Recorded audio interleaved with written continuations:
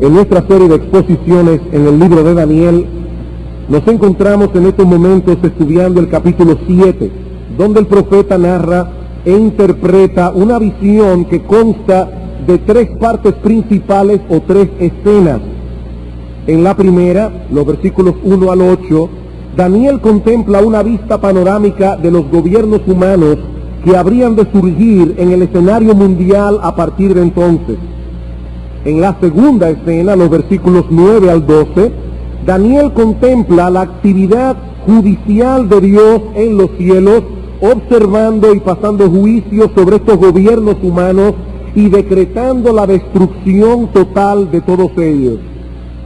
Finalmente, en los versículos 13 y 14, tenemos la tercera escena, la consumación del reino de Dios y su instalación en el mundo en la segunda venida de Cristo, inmediatamente después de que todos esos gobiernos humanos que han sido descritos anteriormente hayan sido destruidos. Eso es básicamente lo que hemos visto hasta ahora al considerar los primeros 14 versículos del capítulo 7.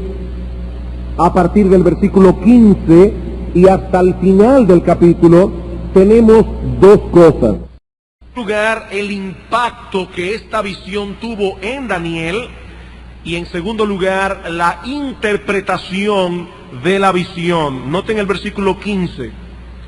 Se me turbó el espíritu a mí, Daniel, en medio de mi cuerpo, y las visiones de mi cabeza me asombraron. Me acerqué a uno de los que asistían y le pregunté la verdad acerca de todo esto. Y me habló y me hizo conocer la interpretación de las cosas. Y a medida que nosotros explicábamos los versículos 1 al 14 que hemos visto ya, hemos estado recurriendo una y otra vez a esta interpretación que el mismo capítulo 7 nos provee. En la mañana de hoy queremos concentrarnos en un aspecto de la visión que hemos tocado ya, pero que ahora queremos mirar un poco más ampliamente.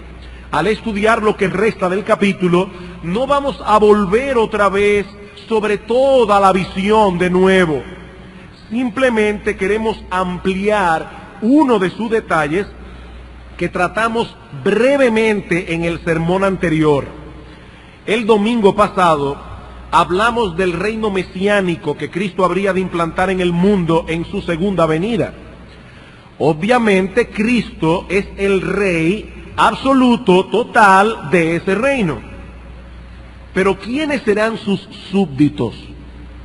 ¿Quiénes serán los participantes de ese reino mesiánico que tiene a Cristo como rey, como monarca indiscutible? El profeta Daniel lo revela claramente en el texto, versículo 18. Después recibirán el reino los santos del Altísimo, y poseerán el reino hasta el siglo eternamente y para siempre. Versículo 22. Hasta que vino el anciano de días y se dio el juicio a los santos del Altísimo. Y llegó el tiempo y los santos recibieron el reino. Versículo 27. Y que el reino y el dominio y la majestad de los reinos debajo de todo el cielo se ha dado al pueblo de los santos del Altísimo, cuyo reino es reino eterno, y todos los dominios le servirán y obedecerán. Los santos del Altísimo heredarán el reino. Y hay varias cosas que yo quiero que veamos en esta mañana con respecto a este grupo particular de personas. En primer lugar, su identidad. ¿Quiénes son estos santos del Altísimo? En segundo lugar, veremos el medio a través del cual obtuvieron entrada al reino, derecho a participar del reino. Y finalmente, veremos el camino escabroso por el que deben transitar estos santos del Altísimo antes de su llegada al destino final, al reino mesiánico. Veamos entonces, hermanos y amigos, en primer lugar, la identidad de estos santos. Los santos del Altísimo heredarán el reino. ¿Quiénes son estos santos? Cuando yo era pequeño, mis hermanos y yo, al igual que la mayoría de los muchachos de aquellos días, leíamos muchos paquitos. Para los que les gusta un lenguaje de más altura, historietas, tiras cómicas, Superman, Batman y Robin, Tarzán de los monos. En aquellos días uno no conocía a muchos escritores famosos, quizá uno no sabía quién era Balzac o Víctor Hugo o Shakespeare, pero uno sí sabía quién era Edgar Rice Burroughs, porque era el autor del personaje llamado Tarzán. Pero había también una serie, entre paréntesis, más seria, que se titulaba algo así como Vidas Ilustres, donde se narraba la historia de personajes extraordinarios en forma novelada.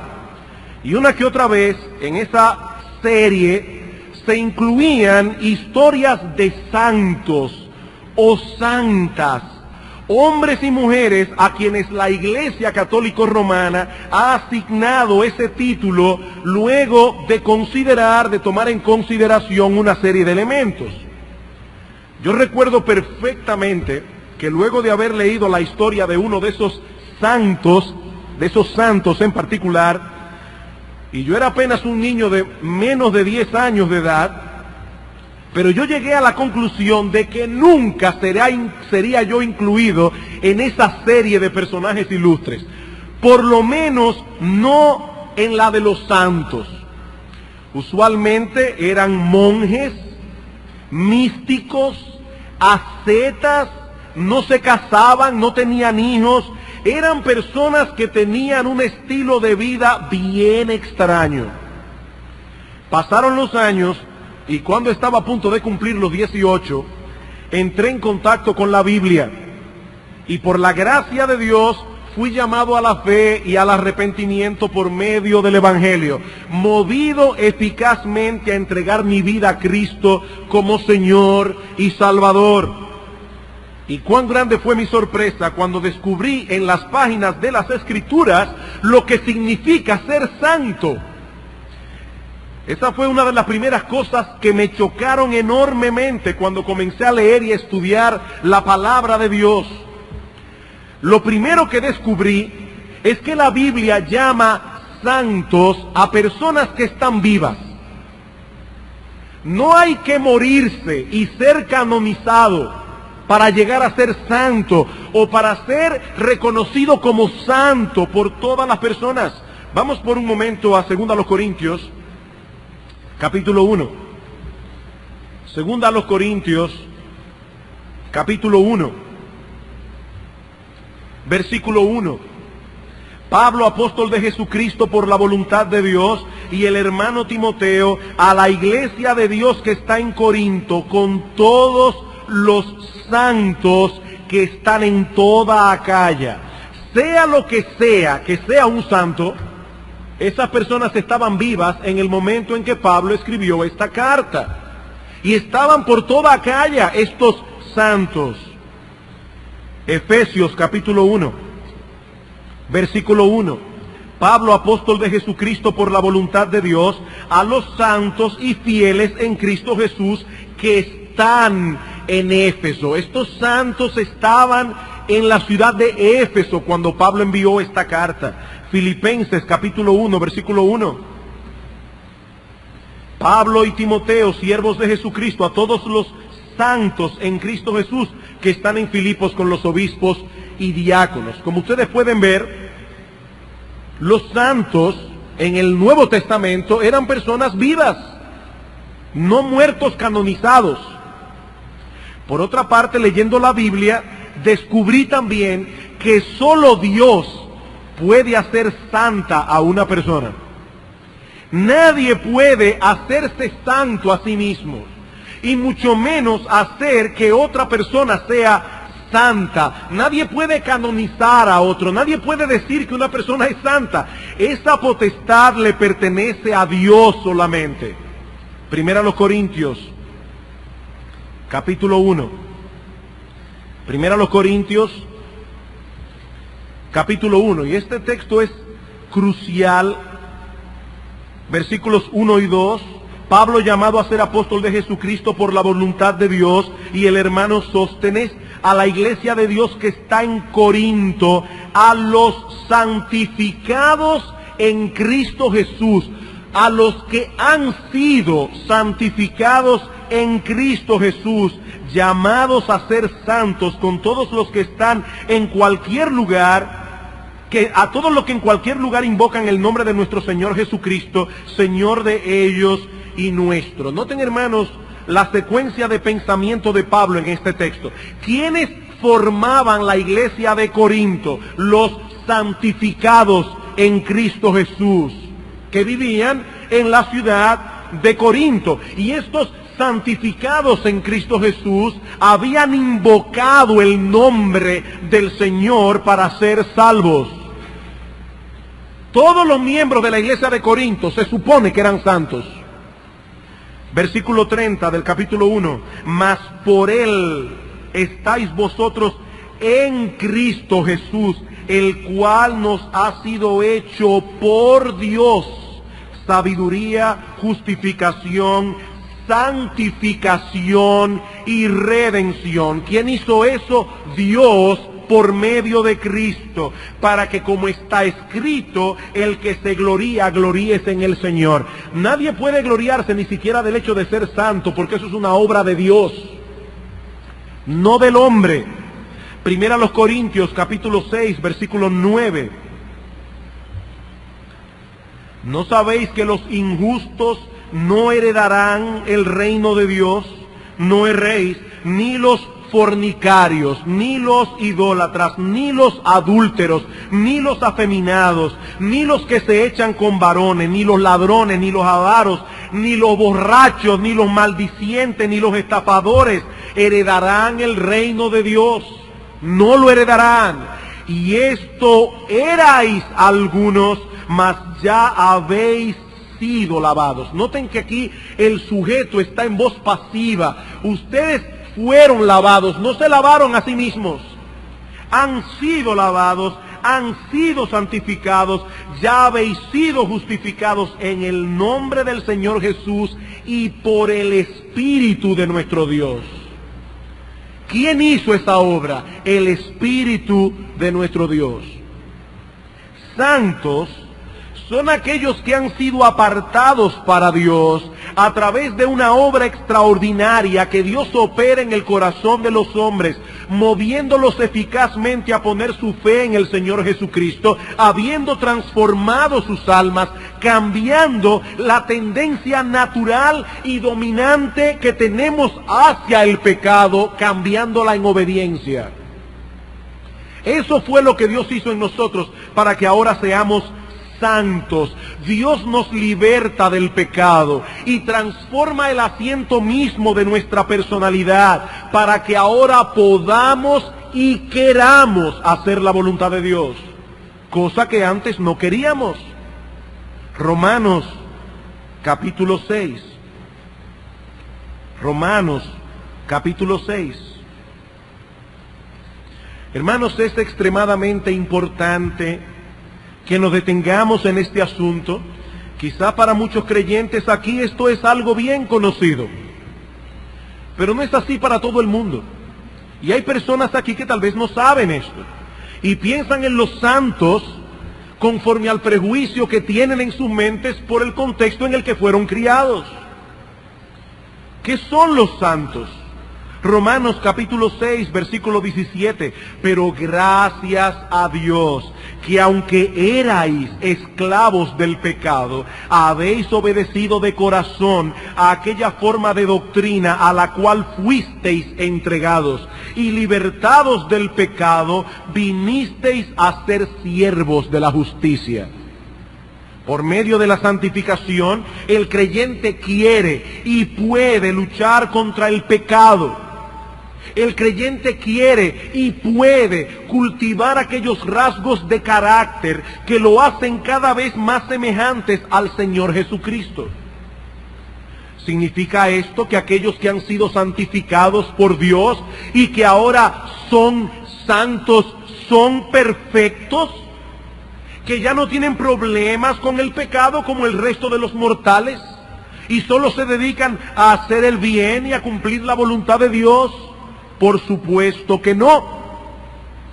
Aunque los creyentes han sido libertados de la esclavitud del pecado, no han sido librados aún de la presencia del pecado.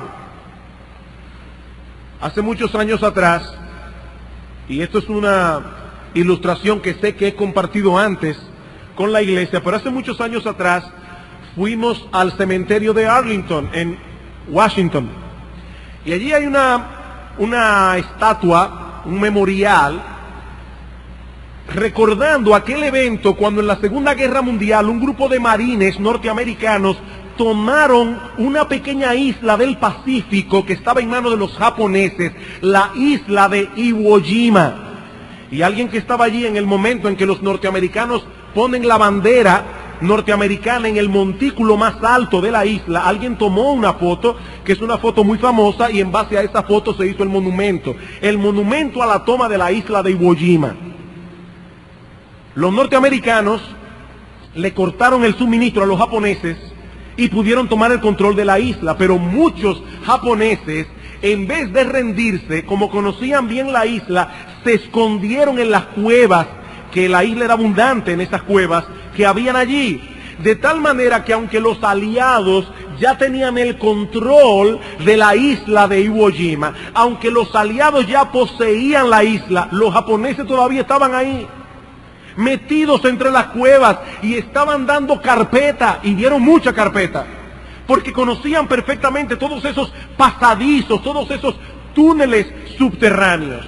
Bueno, vamos a decir, hermanos, que nuestro Señor Jesucristo ha tomado posesión de nuestro corazón. Él es el Rey y Señor de nuestras almas, pero el pecado todavía no ha sido erradicado. Esos japoneses están todavía metidos en las cuevas, están todavía metidos en esos túneles secretos y le hacen guerra al creyente. Pablo está diciendo aquí, hemos sido librados de la esclavitud del pecado, pero no de su presencia. El pecado ya no es nuestro rey, pero sigue siendo nuestro enemigo. Todavía nos seduce, lucha contra nosotros para que hagamos su voluntad y no la voluntad de Dios. Otra escena que viene a mi mente es la Guerra Civil Americana. Los esclavos que fueron libertados en la Guerra de Secesión, en la Guerra Civil Americana, tuvieron que pasar por un proceso para asimilar su nueva condición como hombres libres.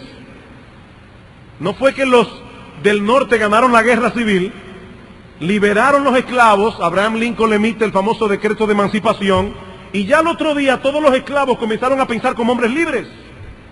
Eran libres, pero cuando todavía se encontraban con sus antiguos amos, ellos sentían el temor en sus corazones. Ellos se sentían atados a esos amos aún.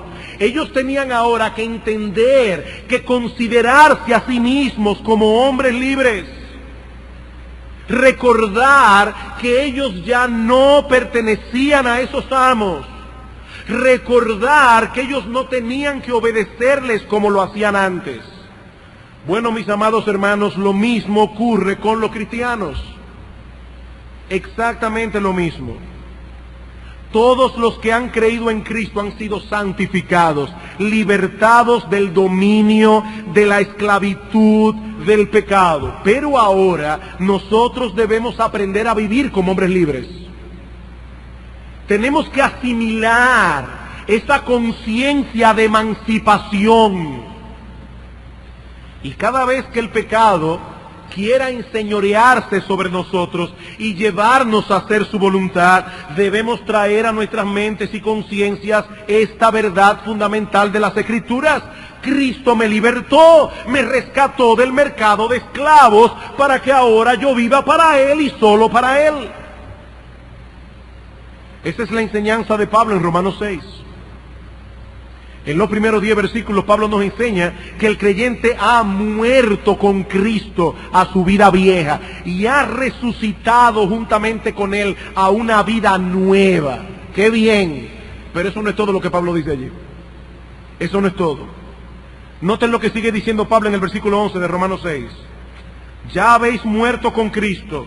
Versículo 11. Así también vosotros consideraos muertos al pecado, pero vivos para Dios en Cristo Jesús, Señor nuestro. No reine pues el pecado en vuestro cuerpo mortal, de modo que lo obedezcáis en sus concupiscencias. Eso era antes, cuando el pecado era vuestro amo, pero hay una nueva condición: asimílenla, considérense muertos al pecado. Versículo 22.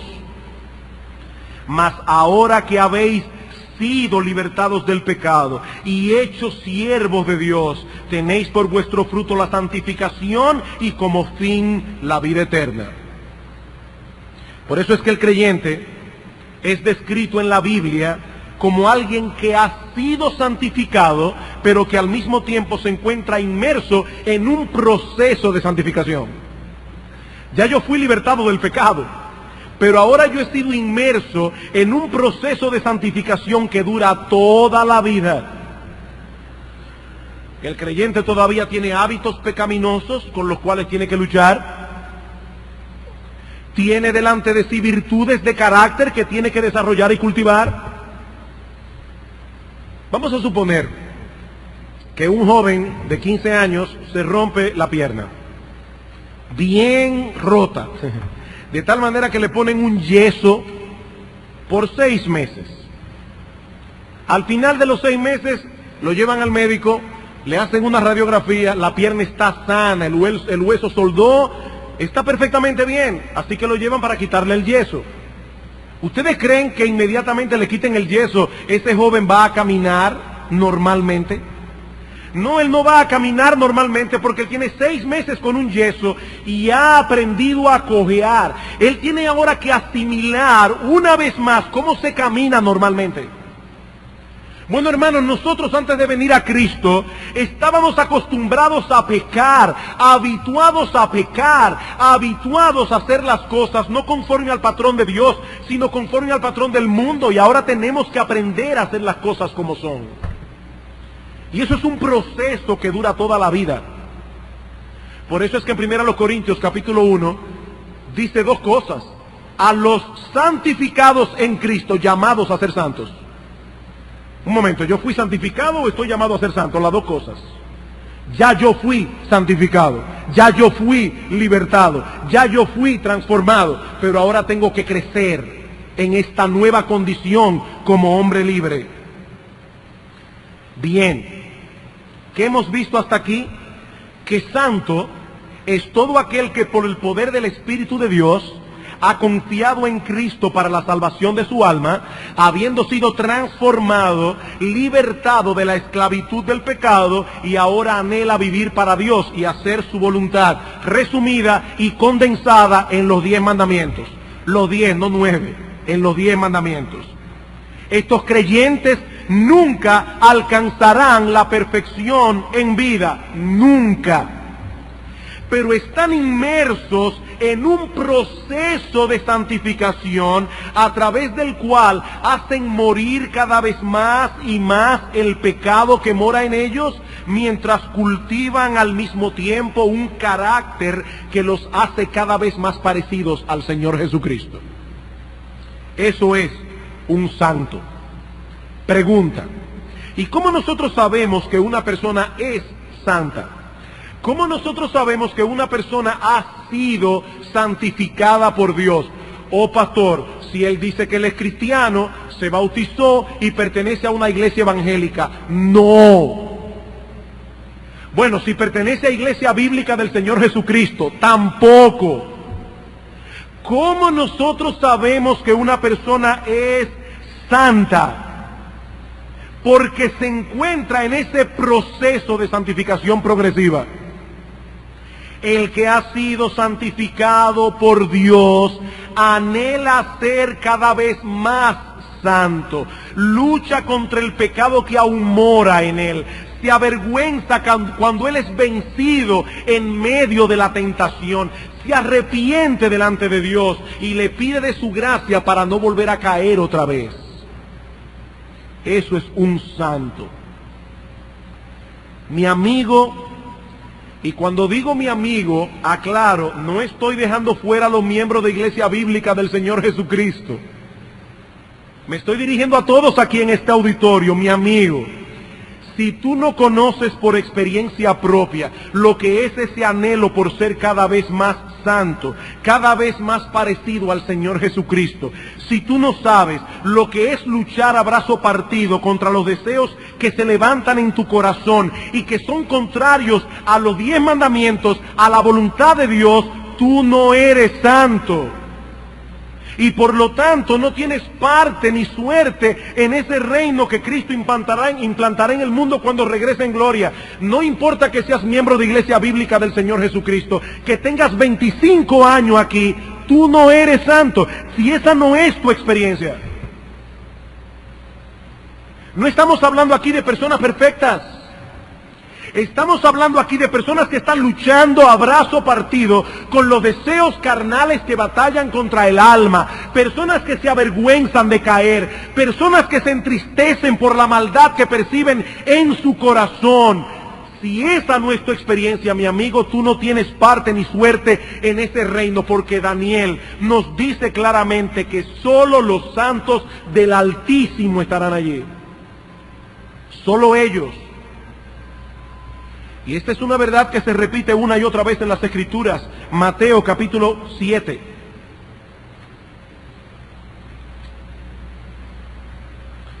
Mateo capítulo 7.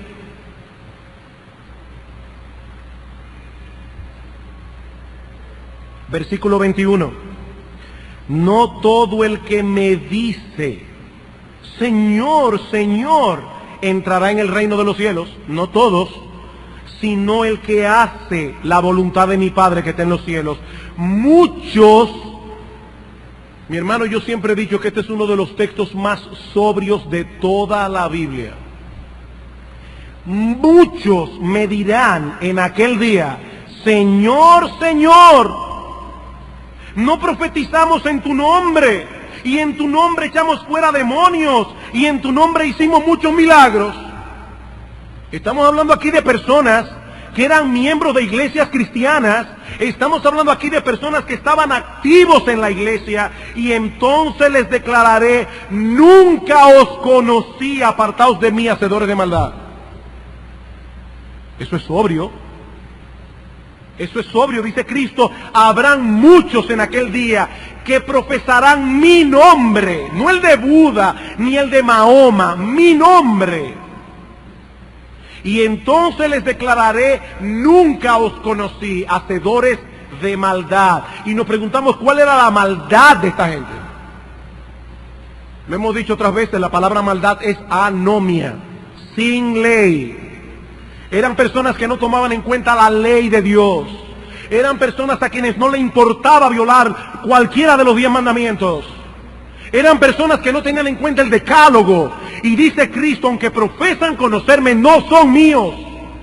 Yo no los conozco y no entrarán en mi reino, no entrarán.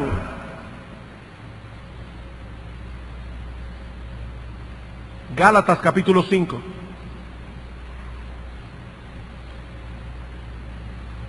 Versículo 19.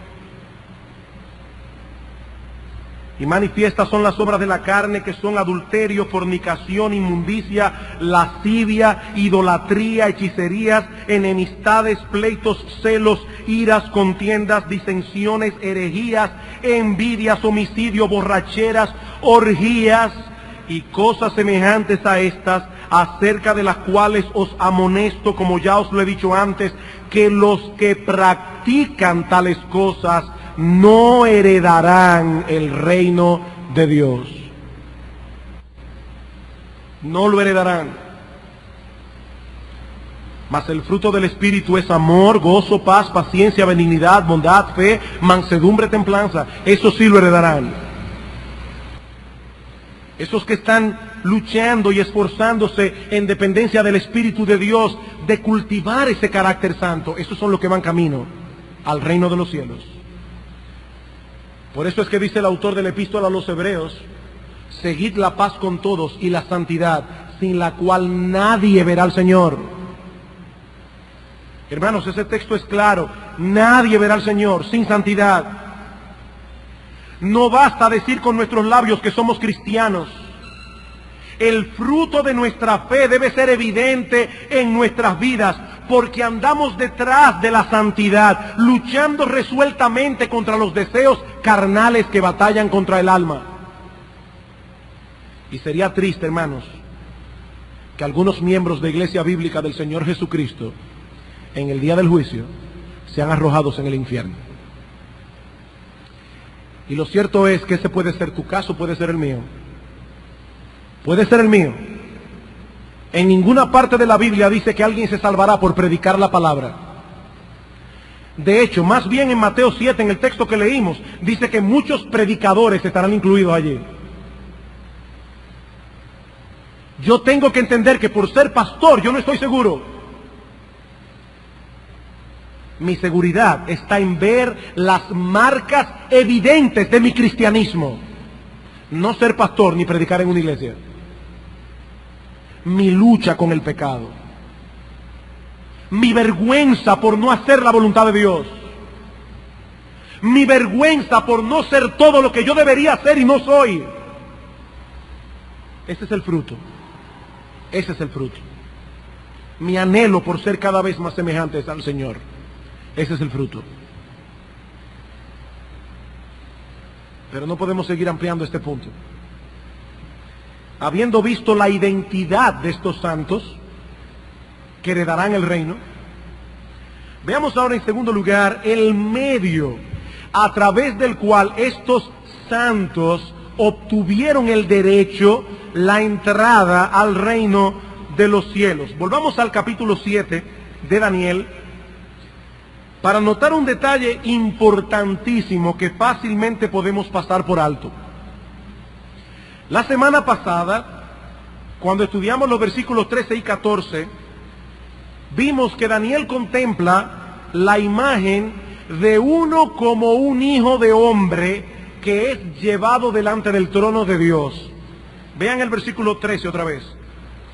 Miraba yo en la visión de la noche, y he aquí con las nubes del cielo venía uno como un hijo de hombre, que vino hasta el anciano de días, y le hicieron acercarse delante de él. Y le fue dado dominio, gloria y reino, para que todos los pueblos, naciones y lenguas le sirvieran. No tenemos tiempo aquí para repetir una vez más todo lo que explicamos en el sermón anterior. Baste con recordar que la expresión hijo de hombre era la favorita del Señor en los evangelios para referirse a sí mismo, y que en el Nuevo Testamento se enfatiza una y otra vez que cuando el Señor Jesucristo regrese en gloria, volverá con las nubes del cielo. La escena que Daniel está contemplando aquí es el preámbulo de la segunda venida de Cristo para consumar su reino en el mundo.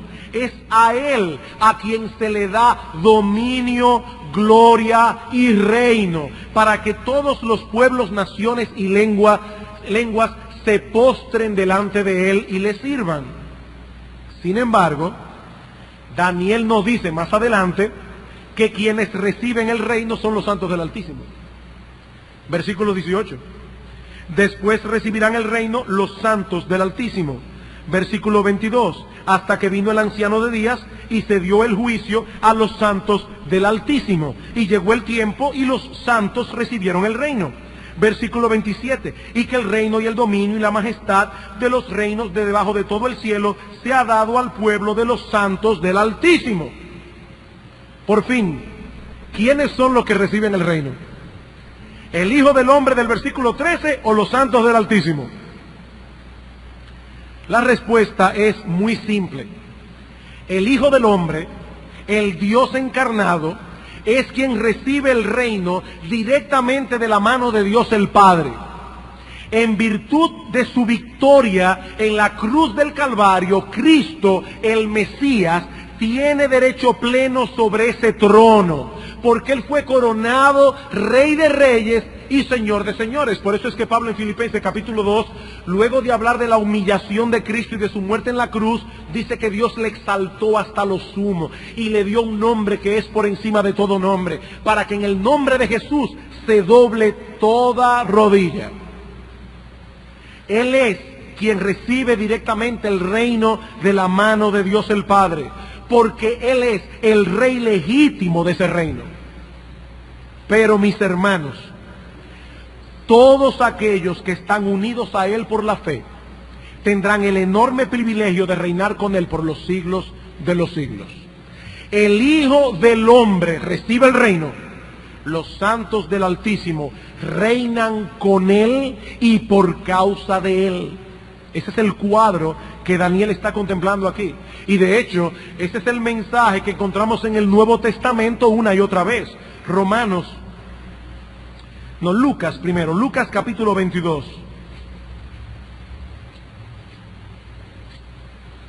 Le comentaba a alguien la semana pasada, y creo que lo comenté públicamente aquí en la prédica, que hemos estado buscando más versículos de lo común y de lo habitual. Pero hermanos, es que quiero que estemos seguros de que lo que estamos diciendo aquí es algo que está revelado en la Escritura. Vamos a interpretar la Biblia con la Biblia. Lucas capítulo 22, versículo 28. Pero vosotros, hablando a los cristianos, a los discípulos, sois los que habéis permanecido conmigo en mis pruebas. Yo pues os asigno un reino como mi Padre me lo asignó a mí. El Padre le entrega el reino a Cristo, pero nosotros estamos unidos a Cristo por la fe. Reinaremos con Él. Romanos capítulo 8.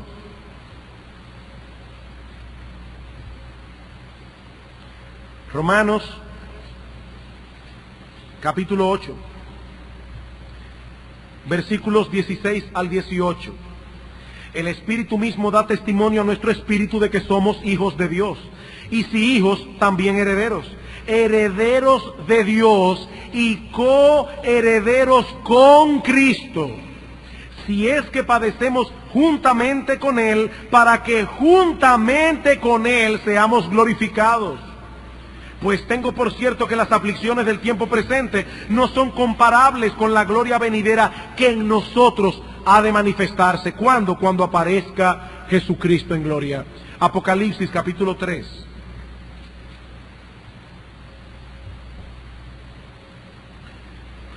Versículo 21.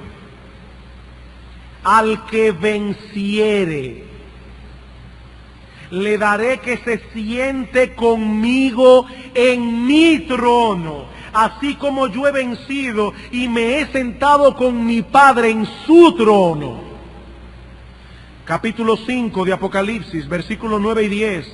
Cantaban un nuevo cántico diciendo: digno eres de tomar el libro y de abrir sus sellos, porque tú fuiste inmolado y con tu sangre nos has redimido para Dios de todo linaje y lengua y pueblo y nación, y nos has hecho para nuestro Dios reyes y sacerdotes, y reinaremos sobre la tierra. Qué glorioso, hermanos. Él fue inmolado, como los corderos que eran sacrificados en el Antiguo Testamento. Él nos redimió, y en virtud de su obra redentora nosotros reinaremos también. Por causa de Cristo, los creyentes son herederos legítimos de ese reino. Y hermanos, yo sé que esa no es la perspectiva que el mundo tiene de los cristianos. Como decíamos el domingo pasado, el mundo no ve a los cristianos como los herederos de un reino, sino como unos pobres tontos que están desperdiciando su vida. Pero lo que importa aquí no es como el mundo ve a los cristianos. Lo único que realmente importa es lo que nosotros somos realmente en Cristo. Y nosotros somos en Él herederos de un reino. Algún día, hermanos, los reinos de este mundo serán sin oposición de nuestro Señor y de su Cristo, como dice Apocalipsis 11. Y Él reinará por los siglos de los siglos. Y nosotros con Él. Y nosotros con Él. Al que venciere, le daré que se siente conmigo en mi trono, así como yo he vencido y me he sentado con mi Padre en su trono. El mundo no nos ve así, por supuesto que no, porque dice Pablo en Colosenses 3, que ahora nuestra vida está escondida con Cristo en Dios. Pero cuando Cristo, quien es nuestra vida, se manifieste, nosotros seremos manifestados con Él en gloria, y el mundo quedará boquiabierto cuando esos pobres tontos llamados cristianos estén reinando con el Rey de Reyes y el Señor de Señores por los siglos de los siglos.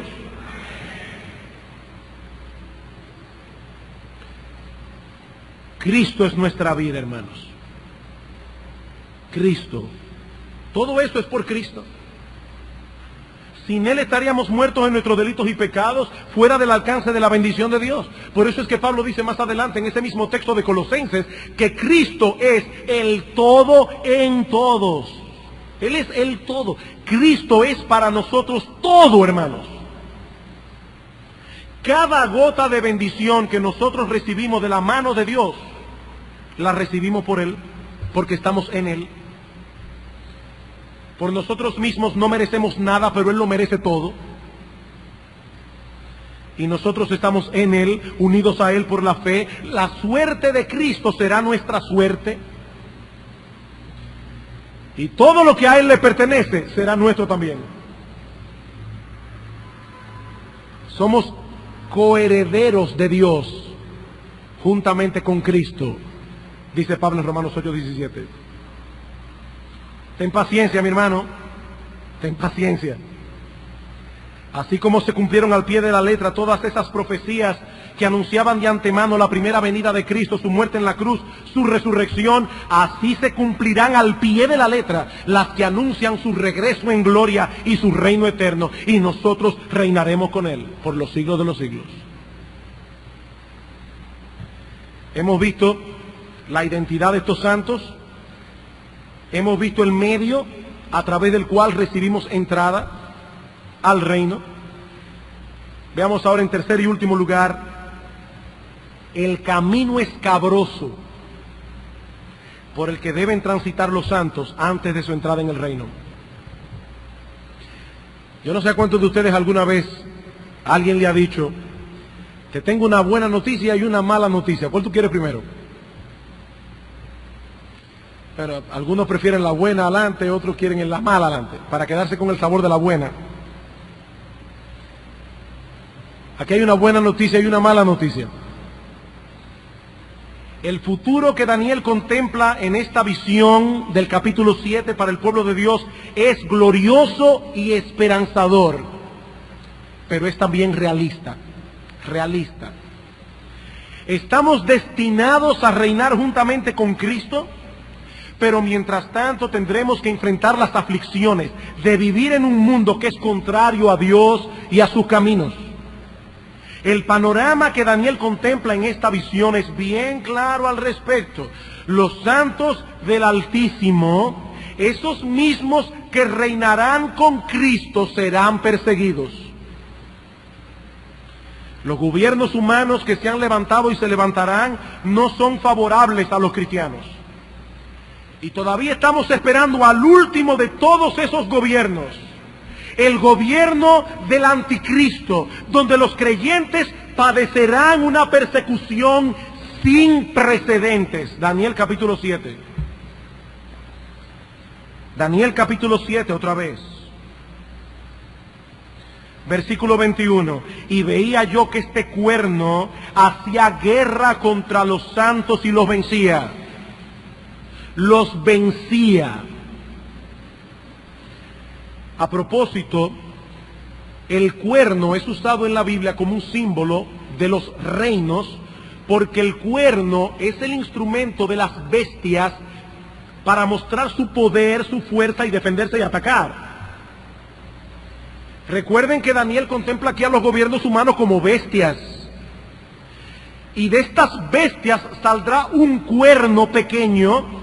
Y ya hemos visto esto antes, que es el anticristo, el hombre de pecado, el hijo de perdición. Y dice Daniel, yo contemplaba este cuerno que hacía guerra contra los santos y los vencía, hasta que vino el anciano de días y se dio el juicio a los santos del Altísimo, y llegó el tiempo y los santos recibieron el reino. Eso no siempre será así. Versículo 25.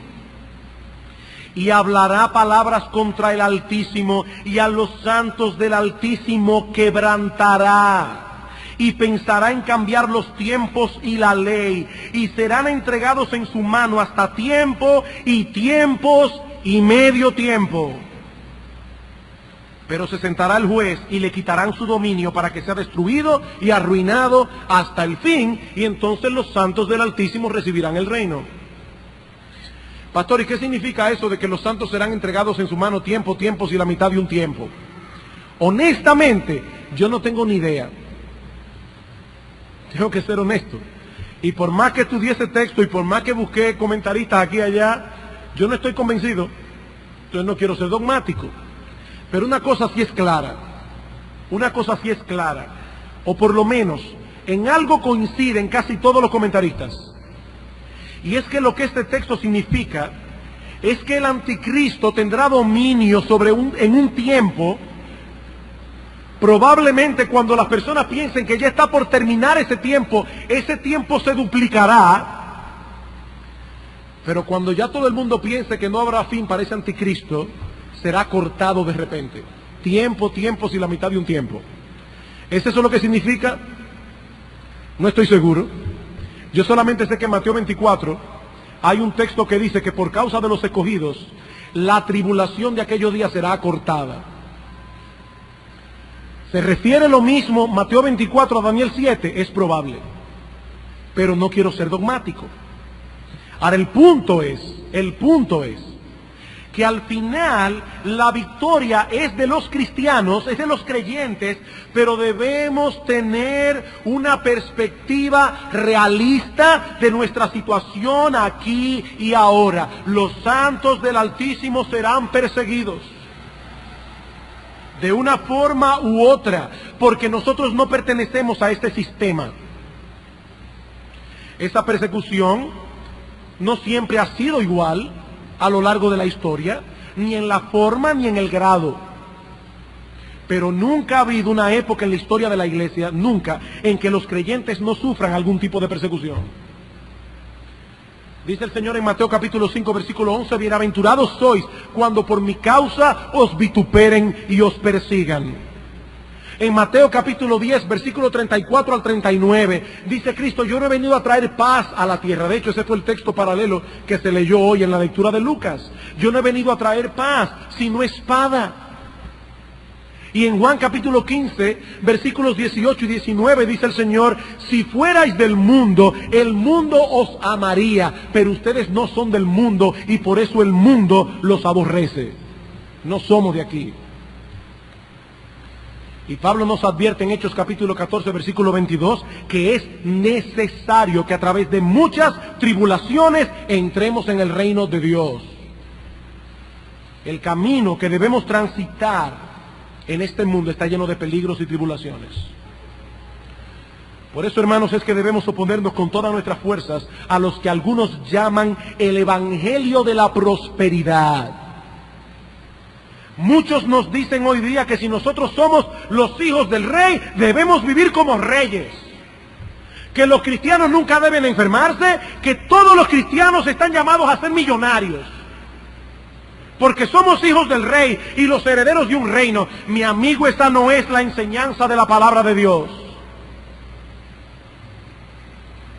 Si bien la Biblia enseña que la vida cristiana es gloriosa y que no hay mayor privilegio que tener a Dios por Padre y a Jesucristo como amigo, Salvador, como hermano y al Espíritu Santo como nuestro consolador permanente, si bien todo eso es verdad, también es cierto que nosotros seguimos a un crucificado.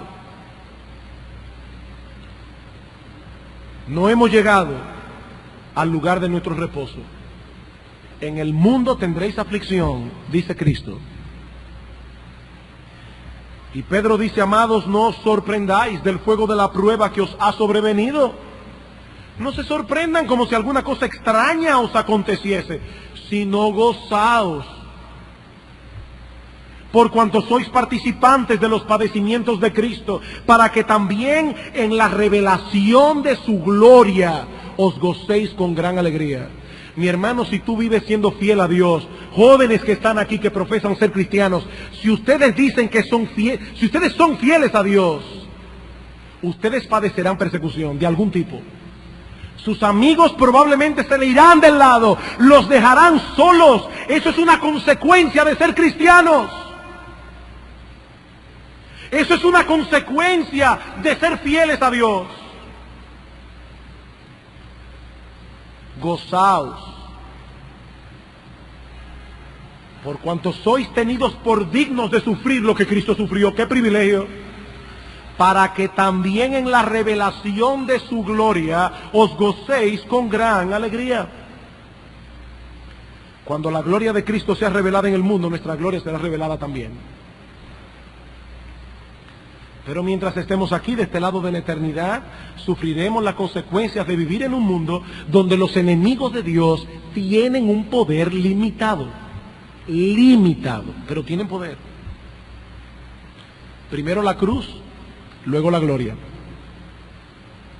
Ese fue el camino de Cristo.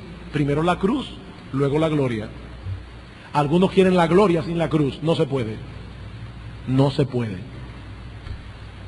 De paso, algunos dicen que eso fue lo que turbó a Daniel. Fíjense que en el versículo 15 de Daniel 7 dice: se me turbó el espíritu. ¿Por qué? ¿Por qué? Porque él ya había visto en esta visión que aunque Israel volvería a su tierra de nuevo, como sucedió en los días de Esdras y Nehemías, Israel no volvería a una teocracia. Los gentiles seguirían teniendo dominio sobre el mundo y el pueblo de Dios seguiría sufriendo. Eso fue lo que Daniel vio y se turbó. Hermanos, el hecho de nosotros saber que Dios está sentado en su trono y que nosotros reinaremos al fin no nos hace insensibles al dolor, no al dolor del pueblo de Dios. Y miren, hermanos, nosotros vivimos aquí en relativa paz. Aquí a nadie lo meten en la cárcel por ser cristiano, ni la vida de nadie corre riesgo por profesar la fe. El tipo de persecución que nosotros recibimos aquí es burlas, rechazo. Eso es lo que sufrimos, no más de ahí. Pero hay hermanos nuestros en Pakistán, hay hermanos nuestros en otros lugares que no están viviendo como nosotros vivimos aquí. Hay hermanos nuestros en Cristo que están viviendo la gran tribulación. Daniel se identificó con los santos del futuro. Él sabía probablemente que cuando estas cosas comenzaran a ocurrir, él ya no estaría aquí. Pero viendo lo que el pueblo de Dios iba a sufrir, se turbó. Se turbó. Nos identificamos nosotros con el pueblo de Dios de esa manera. Estamos orando por los hermanos en Pakistán, por los hermanos en la India, por los hermanos en Irán y en esos países árabes donde el cristianismo está prohibido. Oramos nosotros por esos hermanos. Daniel se identificó. Para concluir, solo quiero dejar dos pensamientos en vuestras mentes. En primer lugar, quisiera animar al pueblo de Dios que se encuentra en medio nuestro a seguir corriendo con paciencia la carrera.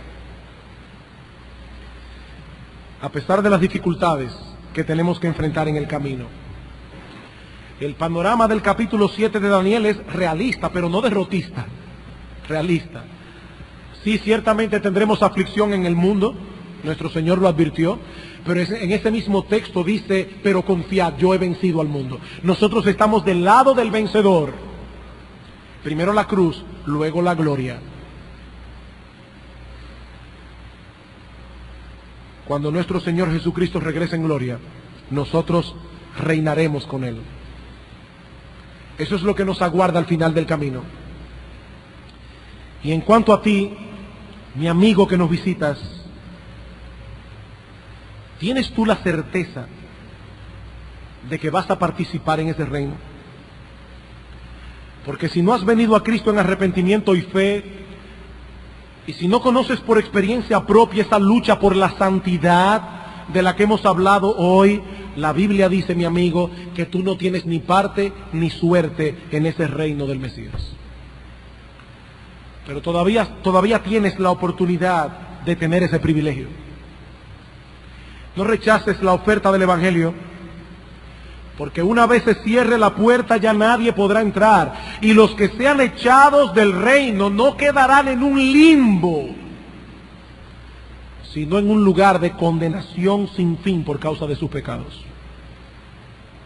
En estos días el mundo se escandalizó porque Michael Jackson tomó su bebé de meses y lo sacó para que sus fans lo vieran desde un balcón de un quinto piso de un hotel.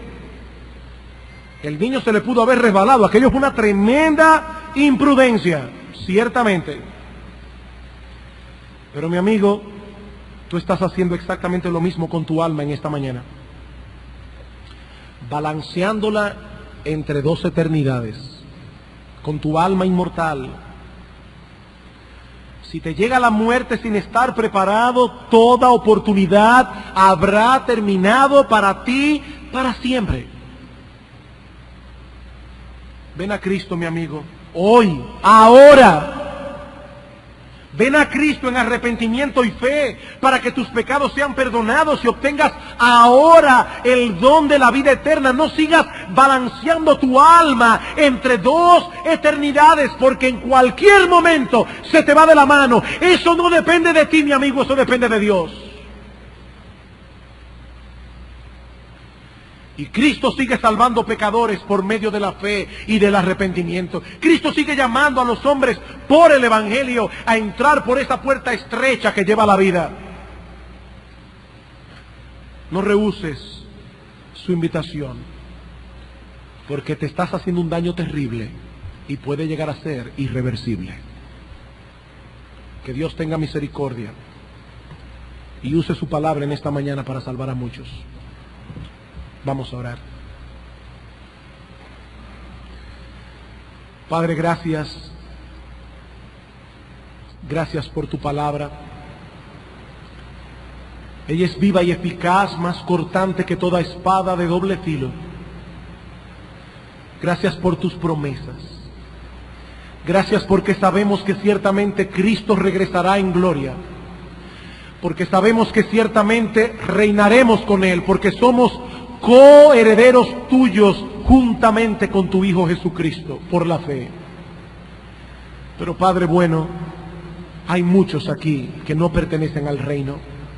Hay muchos aquí que no han confiado en Cristo para la salvación de sus almas. Hay muchos aquí que no han venido a suplicar misericordia en arrepentimiento y fe. Oh Dios, míralos con compasión. Ten misericordia, oh Dios, y salva en esta mañana, salva, muestra que tu brazo no se ha cortado para salvar.